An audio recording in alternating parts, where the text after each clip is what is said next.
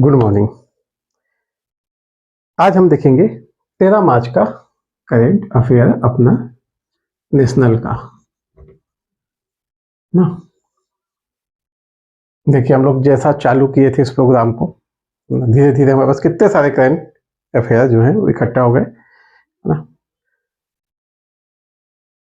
और यानी आपने हर वो छोटी डिटेल नोट की है इस दौरान जो एग्जाम में पूछी जा सकती है ना। आप इसके बाद चाहे तो कोई छमाही या ईयरली बुक उठा के भी करंट अफेयर जब मैच करेंगे है ना, एक तो वो करंट अफेयर आपको लेट मिलेगा, दूसरा फिर आप देखोगे कि हमारे पास अभी भी उस जो डिटेल है बुक उससे ज़्यादा है, हमारे पास डिटेल अवेलेबल है ऑलरेडी, है ना। तो ये छोटी छोटी डिटेल को, और आप अगर बुक लेके इन डिटेलों को पढ़ते हो तो ये डिटेल याद करना बहुत मुश्किल हो जाती है, खासतौर से छोटी छोटी। फिर उसमें भी आप क्या है, बहुत इंपॉर्टेंट डिटेलों को छांटते हैं। हम भी छांटते थे, हमारा भी एक दौर था तब हम भी ऐसा करते थे, पर फिर हमने इस चीज़ को बदला, है ना। तब तो हम कुछ इस तरह तक सफल हो पाए। तो बदलाव तो लाना ही पड़ेगा, है ना, क्योंकि मैं पहले ही बताया कि करंट अफेयर एक साथ नहीं पढ़ा जा सकता। करंट अफेयर डेली का शेड्यूल होता है, तो डेली थोड़ी थोड़ी चीज़ें पढ़िए, तो आपके पास सबसे ज़्यादा करंट अफेयर होंगे लास्ट में, है ना। तो आपके क्वेश्चन मिस होने के चांस भी फिर आपके पास सबसे कम होंगे। देखिए एक गीता का है, कृष्ण ने कहा था कि आप युद्ध का अभ्यास जितना ज्यादा करोगे, ठीक क्या, कि आप युद्ध का अभ्यास जितना ज्यादा करोगे उतना ही कम समय आपको युद्ध क्षेत्र में लगेगा। मतलब समझ रहे हो ना बात। युद्ध का आप अभ्यास बहुत करो ताकि युद्ध क्षेत्र में आप जाओ और आपका अभ्यास इतना तगड़ा हो कि आप तुरंत विजित होकर वापस आ जाओ। तो आप युद्ध का जितना अभ्यास पहले करोगे उतना ही कम समय आपको युद्ध क्षेत्र में लगेगा। इसीलिए बोलते हैं कोई भी एग्जाम निकालना है तो कंसिस्टेंसी और धैर्य, ये दोनों ही बहुत इंपॉर्टेंट है। किसी के पास भी जाइए, कोई भी पढ़ाने वाला हो, कोई भी आपको ये नहीं बोलेगा कि आप कंसिस्टेंस ना रहिए। हर ट्यूटर, अच्छे से अच्छे ट्यूटर आपको यही बोलेंगे कि कंसिस्टेंसी की है सक्सेस की, है ना। वही व्यक्ति सफल हो सकता है जिसमें कंसिस्टेंसी है ना। आप कितने भी होशियार हो, अगर आपके पास कंसिस्टेंसी नहीं है तो आप सफलता को भूल जाओ। तो कंसिस्टेंसी की है सफलता की, इसको एकदम हमेशा ध्यान रखिए। और दूसरा धैर्य। अभी पास हमारे जैसे हम लोग अभी जिस स्थिति में हैं, हमारे यहाँ के बच्चे लोग जिस स्थिति में हैं कि संशय में कब आएगा एग्जाम, कितना समय बाद आएगा, इस सबको छोड़िए, ये धैर्य रखिए, एग्जाम आएगा। अपनी तैयारी को और मजबूत कीजिए ताकि एग्जाम आए और आप सेलेक्ट हो जाओ। अपना युद्ध अभ्यास इतना तगड़ा रखो कि जब फाइनल युद्ध हो तो आपको सबसे कम समय लगे वहां सेलेक्ट होने में। ठीक, चलिए आज का हम करंट देखते हैं नेशनल का अपना। देखिए अंतर्राष्ट्रीय योग दिवस आने वाला है, सबको पता है कब है, 21 जून को मनाया जाता है। भारत की पहल से ये चालू हुआ था। इसकी 100 दिनों की उल्टी गिनती शुरू हो गई है। ठीक, इसके उपलक्ष्य में, ठीक 100 दिनों की उल्टी गिनती शुरू होने के उपलक्ष्य में एक 3 दिवसीय योग महोत्सव का आयोजन किया गया है। ठीक, कितना, 3 दिवसीय योग महोत्सव का आयोजन किया गया है भारत सरकार के द्वारा। ठीक, कहाँ पे होंगे यह योग महोत्सव? नई दिल्ली में होंगे। 3 दिन कार्यक्रम होंगे, 13, 14, 15। ठीक, 13, 14 और 15। ठीक, देखिए 13, 14 को तालकटोरा स्टेडियम में यह प्रोग्राम होगा, और 15 तारीख को मोरारजी देसाई जो योग इंस्टीट्यूट है, ठीक क्या है, मोरारजी देसाई जो योग इंस्टीट्यूट है वहां पे यह कार्यक्रम किया जाएगा। ठीक, यहाँ पे होगा आपका तालकटोरा में। ठीक, और ये आपका मोरारजी देसाई जो राष्ट्रीय योग संस्थान है वहां पे यह कार्यक्रम आयोजित किया जाएगा। ठीक, किस लिए किया जाएगा ध्यान रखिएगा। 100 दिन की उल्टी गिनती शुरू हुई है अंतर्राष्ट्रीय योग दिवस के लिए, है ना। 100 दिवस की जो उल्टी गिनती चालू की गई है, काउंटडाउन चालू किया गया है, मतलब कि 100 दिन बाद 21 जून को अंतर्राष्ट्रीय योग दिवस है, तो उसके लिए उसी के उपलक्ष्य में आपका 3 दिवसीय योग महोत्सव का आयोजन किया भारत सरकार के द्वारा। ठीक, एक न्यूज है आपका CISF से, ठीक, CISF इतिहास में पहली बार इसने अपना स्थापना दिवस नई दिल्ली से बाहर मनाया है। कहाँ मनाया है? तो इन्होंने मनाया है हैदराबाद में। कब? 10 मार्च को। इसके लिए प्रधानमंत्री जी के द्वारा इन्हें बधाई भी दी गई है। देखिए CIF है क्या? सही है आपका, इसको फुल फॉर्म देखें तो केंद्रीय औद्योगिक सुरक्षा बल, केंद्रीय औद्योगिक सुरक्षा बल, सेंट्रल इंडस्ट्रियल सिक्योरिटी फोर्स, ठीक, केंद्रीय आपका औद्योगिक सुरक्षा बल। इसकी स्थापना की गई थी 1969 में, ठीक, कब की गई थी? 1969। इसके लिए एक एक्ट पारित किया गया था, केंद्रीय औद्योगिक सुरक्षा बल अधिनियम 1968 के तहत, ठीक है। इसका ये मतलब अब हम इसकी डिटेल देखते हैं। जो मुख्य न्यूज थी वो तो ये थी कि CISF ने पहली बार अपना स्थापना दिवस नई दिल्ली के बाहर मनाया। कहाँ मनाया? हैदराबाद में 10 मार्च को। तो ये आपका थोड़ा सा बैकग्राउंड देख रहे हैं। 10 मार्च 1969 को इसकी स्थापना हुई थी। 19 जो एक्ट है वो है CISF एक्ट 1968 के तहत, ठीक। इसका जो कार्य क्या है? इसका कार्य जो सार्वजनिक उपक्रम है उनको सुरक्षा देना। अब ये आपका आपका क्या बोलते हैं उसको, एयरपोर्ट है ना, रेलवे, कई किसी जो विशेष निजी जो संस्थान है उनको भी सुरक्षा प्रदान करता है। वर्तमान में यह लगभग 353 से ज्यादा संस्थानों को सुरक्षा प्रदान कर रहा है, ठीक।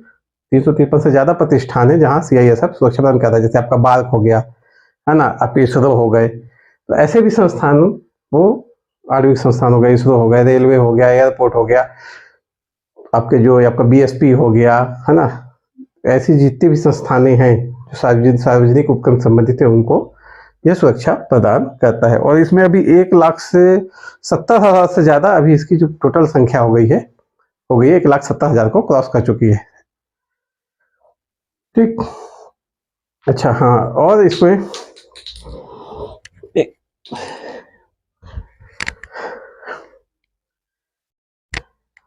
ठीक है, इसको आपको इसमें इतना ध्यान रखना है। अच्छा हाँ, इसमें ध्यान रखना ये है एक तो ये सशस्त्र बल है, एक चीज ये ध्यान रखना है। CISF कैसा है आपका? सशस्त्र बल है, ठीक। और एक मात्र ऐसा बल है भारत सरकार का जिसके पास स्वयं की फायर विंग है, ठीक। इन दो पॉइंट को भी थोड़ा सा आपको ध्यान रखना है, ठीक। चलिए आगे चलते हैं। देखिए छोटी छोटी जानकारी से अपना क्या है, करंट मजबूत होते जाता है। जैसे CISF का था, हम चाहते तो सिर्फ ये पढ़ लेते कि स्थापना दिवस 10 मार्च को हैदराबाद में मनाया गया, पर थोड़ी सी जानकारी एक्स्ट्रा ले ली, क्या पता कब पूछ दे कि CISF का स्थापना कब हुई थी, है ना, किस लिए काम आता है, ये सारी चीजें पूछ सकता है। ऐसा एकमात्र बल जिसकी फायर विंग है, तो ये सारे क्वेश्चन बन जाते हैं। करंट के क्वेश्चन ऐसे ही बनते हैं, है ना।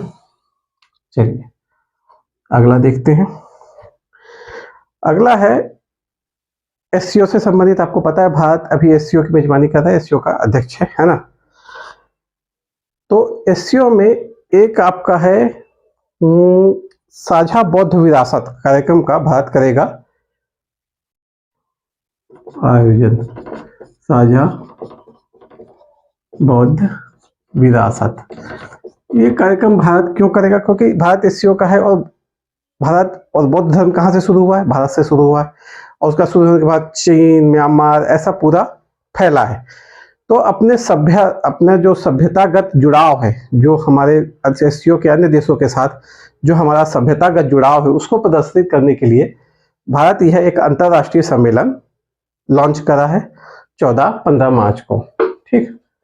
कब होगा ये? 14-15 मार्च को साझा बौद्ध विरासत के उस पर एक अंतरराष्ट्रीय सम्मेलन लॉन्च किया भारत ने। कहाँ पे होगा? यह होगा आपका नई दिल्ली के विज्ञान भवन में, न्यू दिल्ली विज्ञान भवन में, ठीक। साझा बौद्ध विरासत क्या है? एक अंतरराष्ट्रीय सम्मेलन है, अपने सभ्यतागत जुड़ाव को प्रदर्शित करने के लिए भारत यह सम्मेलन को लॉन्च किया है। कब करेगा? 14-15 मार्च को न्यू दिल्ली के विज्ञान भवन में यह सम्मेलन आयोजित किया जाएगा। ठीक, चलिए थोड़ा सा एससीओ के बारे में देख लेते हैं इसी के साथ साथ। देखिए, एससीओ का नेतृत्व कर रहा है भारत 17 सितंबर 2022 से। ध्यान रखिएगा, डेट इंपॉर्टेंट है। कब तक करेगा? 1 साल करेगा, तो 16 सितंबर 2023 तक 1 साल हो गया। जो एससीओ की स्थापना की गई थी वह कब की गई थी? इसकी अगर स्थापना देखें तो यह की गई थी 15 जून 2001 को। कब की गई थी? 15 जून 2001 को इसकी स्थापना की गई थी। भारत और पाकिस्तान इसके सदस्य बने हैं 2017 में। भारत और पाक बने 2017 में सदस्य। भारत को सदस्य बनाने के लिए जो अनुशंसा की थी वह किसने? रूस ने की थी, है ना। तो चीन क्या है? संतुलित करने के लिए पाकिस्तान को लेके आ गया। ठीक, खैर पाकिस्तान से भारत का तो तुलना ही नहीं है ना। ओके, भारत की अभी भी देखते हो कुछ न्यूज चैनल ना भारत की तुलना पाकिस्तान से करते रहते हैं। तो भाई पाकिस्तान से तुलना करने का है ही नहीं, तुलना बराबरी वालों की जाती है ना। एक कहाँ राजा भोज, एक कहाँ गंगू तेली। तुलना भी पाकिस्तान से करते, करना है तो यूएसए से करो, अमेरिका से करो, जापान से करो, ऐसे अच्छे मतलब कुछ टक्कर के देशों से करो। तो पाकिस्तान से तुलना कर रहे और कोई न्यूज नहीं बची अब। पाकिस्तान को तो लगता है भूल जाना चाहिए लोगों को, हटाओ, जब मन होगा तब खरीद लेंगे। इतनी गरीबी चल रही कि भारत थोड़ा सा डील मिल जाए तो मतलब खरीद लो इसको। चलिए, भारत पाकिस्तान पे 2017 में भारत और पाकिस्तान इसमें शामिल हुआ। इसका हेडक्वार्टर आपको पता है बीजिंग में है। ठीक, कहाँ पे इसका हेडक्वार्टर? बीजिंग में। 7 जुलाई 2002 को इसका चार्टर साइन हुआ था। ठीक, चार्टर हस्ताक्षरित हुआ था। ठीक, इसको ध्यान रखिएगा थोड़ा सा, ये डेट पूछ सकता है कि चार्टर कब हस्ताक्षरित हुआ। तो 2002 को इसका चार्टर हस्ताक्षरित हुआ था। इसका अच्छा उद्देश्य क्या था इस संगठन का? इस संगठन का उद्देश्य था गठन का आपसी सुरक्षा, राजनीतिक और आर्थिक सहयोग। ठीक, क्या क्या था? आपसी सुरक्षा, राजनीतिक और आर्थिक सहयोग। देखिए, एससीओ जो है, एससीओ के देशों के पास विश्व की लगभग 60% लैंड है, 40% पॉपुलेशन है और 30% जीडीपी है।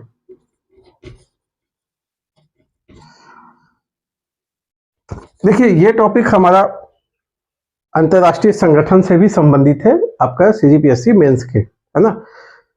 तैयारी ऐसे ही होती है इन टॉपिकों की, है ना। आप धीरे धीरे करंट के साथ इन टॉपिकों को पढ़ते जाओ, लास्ट में आपको अंतरराष्ट्रीय संगठन में कुछ गिने चुने ही संगठन भी पढ़ने को रह जाएंगे, बाकी आपके संगठन करंट के साथ तैयार हो जाएंगे। और क्वेश्चन भी समझिए करंट के बेस पे जब लिखोगे तभी नंबर मिलेंगे, है ना। जैसे अभी एससीओ पे आ जाएगा, एससीओ में आया और आपने भारत के वर्तमान नेतृत्व का जिक्र नहीं किया, क्या क्या प्रोग्राम नहीं लिखे, तो कैसे कोई चेक करने वाला नंबर दे देगा? देगा ही नहीं, हो ही नहीं सकता कि आपको नंबर मिला। आप केवल लिख दिए कि एससीओ की स्थापना हुई, 8 सदस्य देश हैं इसके। कितने सदस्य देश हैं? 8 सदस्य देश है। बीजिंग में ये बीजिंग हेडक्वार्टर है। 7 जुलाई 2002 को चार्टर हुआ।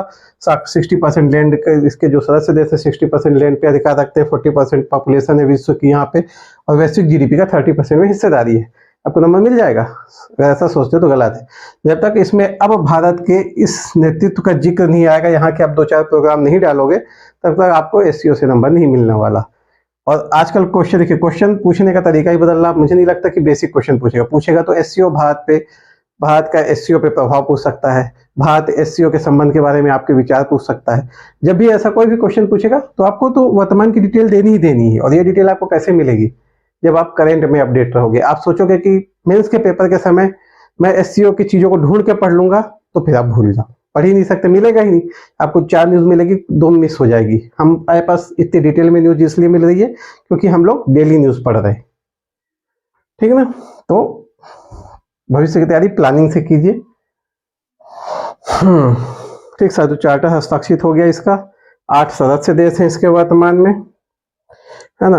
अच्छा, एससीओ में ध्यान रखिएगा, एससीओ का जो संरचना है ना, इसकी संरचना पे थोड़ा सा देखते हैं, फोकस करते हैं, है ना। एक है आपका स्टेट ऑफ हेड्स, टॉप पे है, फिर स्टेट ऑफ गवर्नमेंट है, फिर आपका है फाइनेंस मिनिस्टर, फाइनेंस ठीक, फाइनेंस मिनिस्टर, सब council of state of head, council of state of government, council of state of finance minister. ठीक, देखिए स्टेट ऑफ हेड में कौन आते हैं, राष्ट्रपति आते हैं। लेकिन भारत और पाकिस्तान दो लोकतांत्रिक देश है, इसको थोड़ा सा ध्यान रखिएगा। स्टेट ऑफ हेड में सामान्यतः आते हैं सारे देशों के प्रेसिडेंट, क्योंकि वहां पे कैसी व्यवस्था है, वहां पे प्रेसिडेंट ही सबसे पावरफुल है, जो टॉप है प्रेसिडेंट ही वहां माना जाता है ना। जैसे आपका चीन का जिनपिंग हो गए, व्लादिमीर पुतिन आपके रूस के हो गए, तो वहां प्रेसिडेंट राष्ट्रपति शासन है, मतलब राष्ट्रपति वहां पे टॉप पोस्ट पे है ना। टॉप पोस्ट तो हमारे यहाँ, पर हमारे यहाँ कैसा है कि सिर्फ नाम मात्र का रहता है ना। तो काउंसिल ऑफ स्टेट में बाकी देशों के प्रेसिडेंट आते हैं, बस भारत और पाकिस्तान के क्या आते हैं, पीएम आते हैं, ये ध्यान रखिएगा। ठीक, क्योंकि यहाँ पे जो पीएम की पोजीशन है वो वहां के प्रेसिडेंट की पोजीशन के समतुल्य है। भारत और पाकिस्तान के पीएम यहाँ पे आते हैं। स्टेट ऑफ गवर्नमेंट में भी प्राइम मिनिस्टर पहुंच गए, फाइनेंस मिनिस्टर की एक अलग, और इसके बाद और भी बहुत सारे ग्रुप हैं और समूह हैं, लेकिन 3 ये हैं जिसमें सर्वोच्च निकाय आपका यह है जो नीति निर्माता है और बाकी चीजों को नियमित करता है। ठीक, झांग मिंग अभी इसके सेक्रेटरीट जनरल है, नाम इसको भी, इनका भी ध्यान रखिएगा, क्या नाम है, झांग मिंग। ठीक, ये इनके सेक्रेटरीट जनरल है। ठीक, एससीओ के बारे में कम से कम इतनी जानकारी तो मेरे ख्याल से एटलीस्ट होनी ही चाहिए। चलिए आगे देखते हैं हम।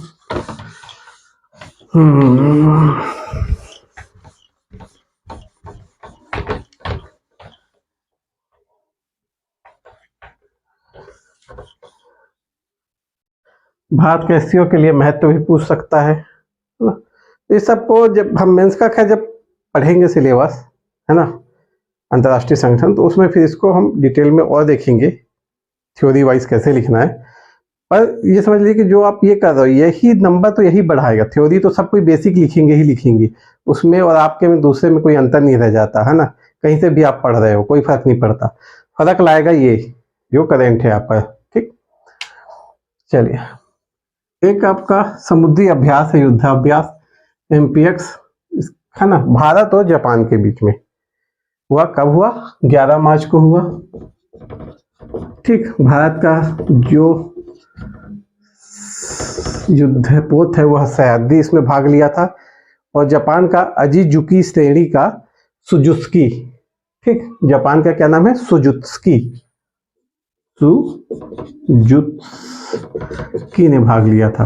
ये 2 जहाज लिए थे भाग, इसको ध्यान रखना है, भारत और जापान के बीच था युद्धाभ्यास। एक और युद्धाभ्यास है, ये ज्यादा इंपॉर्टेंट है ना, ये बहुपक्षीय है। बहुपक्षीय मतलब कई देश भाग लेंगे। ठीक, ये इसका नाम है ला पेरोस, ला पेरोस। ठीक, यह इसका तीसरा संस्करण है। कैसा है, 3rd संस्करण है।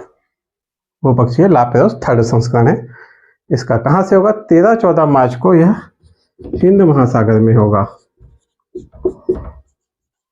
हिंद महासागर में। कैसा, 13-14 मार्च को कहां पे होगा, यह हिंद महासागर में होने वाला है। इसमें Australia, France, Japan, America, royal navy इतने लोग भाग लेंगे। कौन कौन, Australia, France, Japan, America, royal navy इसमें भाग लगेंगे। यह द्विवार्षिक युद्धाभ्यास है। कितना है, द्विवार्षिक युद्धाभ्यास है। और इसका आयोजन फ्रांसीसी नौसेना करती है। हो तो रहा है भारत के हिंद महासागर में, पर आयोजक कौन है? आपका फ्रांसीसी नौसेना है। ये ध्यान रखिएगा, फ्रांसीसी नौसेना जो है ये आपकी आयोजक रहती है। भारत के जो विमान, मतलब भारत के जो आपके जहाज है वो भाग लेंगे, वो एक है कि आपका नाम सह्याद्री, ये तो आप देखते हो लगातार भाग लेते आ रहा है, तो ठीक है। और एक INS ज्योति, सह्याद्री और INS ज्योति, ठीक। ज्योति एक फ्लीट टैंकर है, ठीक। चलिए आगे चलते हैं।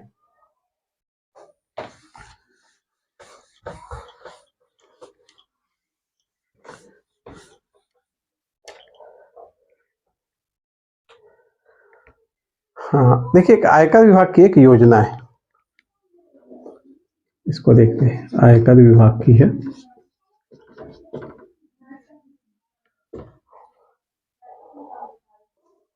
क्या है? ई सत्यापन योजना। ध्यान रखिएगा, ई सत्यापन योजना 2021 से यह चालू है योजना। 13 नवंबर 2021 को इसको अधिसूचित किया गया था। कब किया गया था? 13 दिसंबर 2021 को इसे अधिसूचित किया गया था। आखिर यह है क्या? देखिए, इसमें क्या सूचना प्रौद्योगिकी का प्रयोग किया गया है मूल रूप से। तो आयकर दाता और जो आयकर चेक कर रहा है ऑफिसर, उनके बीच संपर्क नहीं रहेगा, डिजिटली संपर्क रहेगा।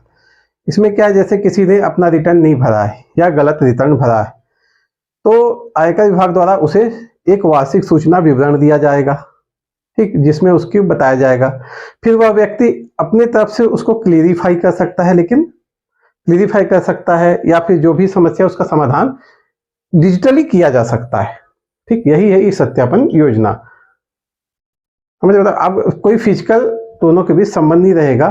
संबंध किससे? डिजिटली करेंगे। कोई समस्या होगी आयकर विभाग को, वो डिजिटली पूछ सकती है कि आपका जो रिटर्न है वो अधूरा है, आपके रिटर्न में ये डिटेल मिस है, या आपने रिटर्न ही नहीं भरा है, तो उसके संबंधित कार्यवाही की जा सकती है। सामने वाले से जवाब मांग सकती है, सामने वाला अपना जवाब ऑनलाइन दे सकता है, ठीक। तो और इस प्रकार से कई निराकरणों का समाधान किया जा सकता है। तो इस योजना को बस ध्यान रखिएगा। आपको कब है? इस सत्यापन योजना 2021 से लागू की, 13 दिसंबर 2021 को इसको किया गया। इसके माध्यम से अब वार्षिक सूचना विवरण दिया जाता है, वार्षिक सूचना विवरण भेजा जाता है, ठीक, रिटर्न के बेसिस पे जो आयकर दाता रहता है उसको। इस विवरण में उसकी पूरी डिटेल भेजी जाती है, मतलब कि उसने कुछ गलत छोड़ दिया है, कुछ नोटिस, मतलब कि कुछ चीज़ें नहीं भरी हैं, उसका जो ITR भरा है वो मैच नहीं कर रहा है उसके डिटेल से, तो कोई भी समस्या को वो ऑनलाइन ही भेजेगा और ऑनलाइन ही निराकरण किया जाएगा। उसको सत्यापन ऑनलाइन ही किया जा सकता है, ठीक। अभी हमने, चलिए आगे चलते हैं। एक न्यूज देखा था अभी कुछ समय पहले, इरेडा पे इसका 36वां स्थापना समारोह था। हमने देखा था इसकी स्थापना 1987 में हुई थी, ठीक। किसका? कंपनी अधिनियम 1956 के तहत, एक NBFC के तहत इसकी, मतलब जो कंपनी एक्ट 1956 के तहत जो गठित होती कंपनियां वो NBFC होती है, कि NBFC की थी यह कंपनी, है ना। तो इसका अब स्टेटस चेंज हो गया है। अब RBI ने इसे एक इंफ्रास्ट्रक्चर फाइनेंस कंपनी घोषित कर दिया गया है। क्या कर दिया? Infrastructure finance company. पहले भी इसका काम लगभग ऐसा ही था, है ना, कि आप जो भी प्रोजेक्ट आ रहे हैं आपके रिन्यूएबल एनर्जी से संबंधित, उनको ये क्या करती थी? वित्त पोषित करती थी। तो अब RBI ने इसे क्या कर दिया? इसका स्टेटस चेंज कर दिया। अब यह एक इंफ्रास्ट्रक्चर फाइनेंस कंपनी हो गई। अब यह NBFC नहीं रह गई, है ना। हमने देखा था 1987 में इसकी स्थापना हुई थी, है ना।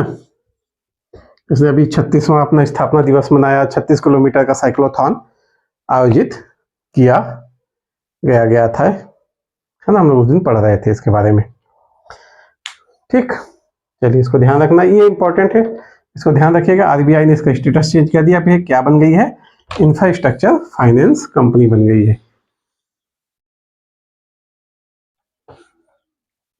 कौन है इसके अध्यक्ष? हम लोग देखे थे, बताइएगा मेरे को कौन है। ठीक, अगर आप करंट अफेयर रेगुलर पढ़ रहे हो तो आपके इसके अध्यक्ष का नाम पता होगा, तो बताइएगा अभी वर्तमान में इसके जो चेयरपर्सन है वह कौन है। ठीक, चलिए अगला न्यूज हमारा फिर एससीओ से ही लेते हैं। एससीओ की एक बैठक होगी 17-18 मार्च को काशी में। ठीक, पर्यटन मंत्रियों की।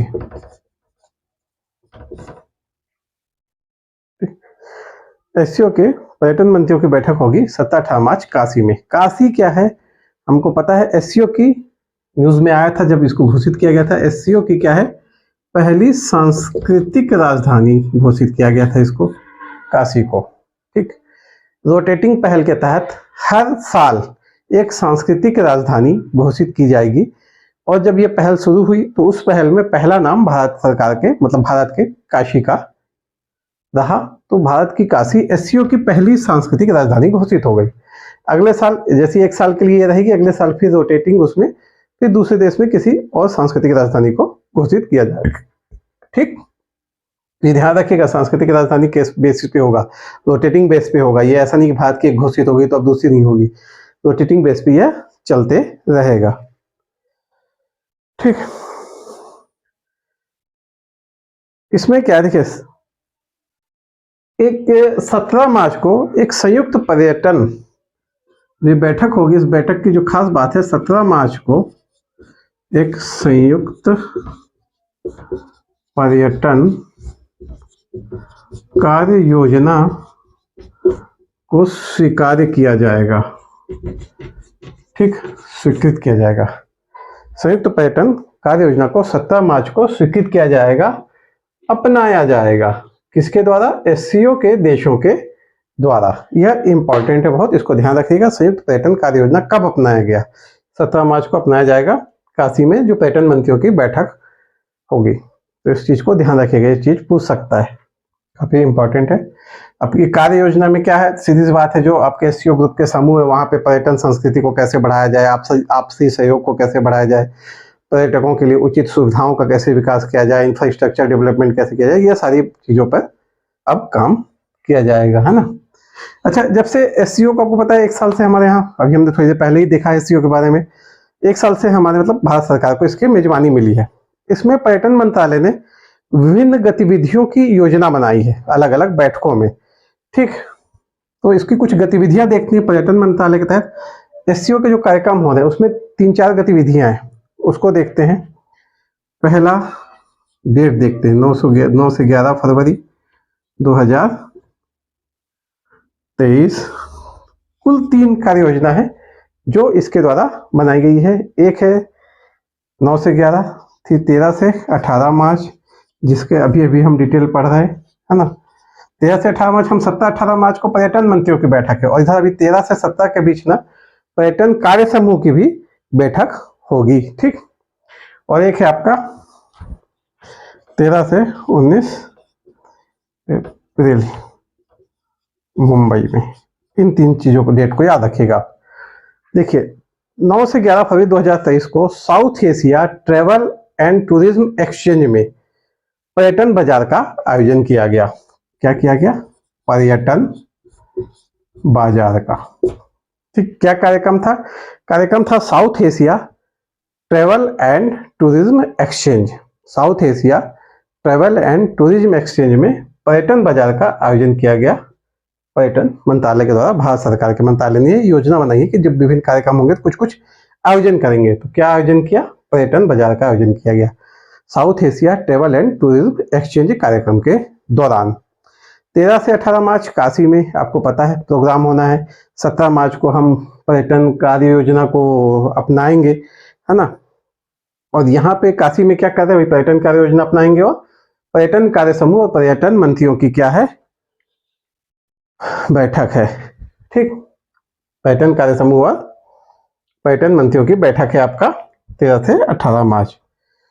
और मुंबई मार्च में एससीओ की जो बैठक हो गई मुंबई में, यहाँ पे खाद्य महोत्सव मनाया जाएगा, खाद्य महोत्सव।